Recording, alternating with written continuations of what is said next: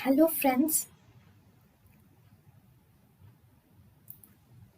welcome to Creative Medicine.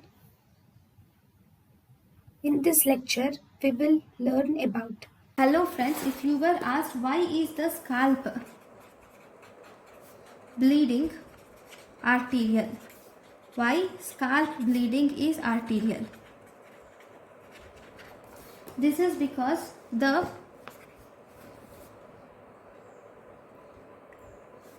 scalp has rich blood supply. So because of its rich blood supply from external carotid arteries. So its blood supply is arterial from external carotid arteries. So the bleeding is arterial. Thank you for watching.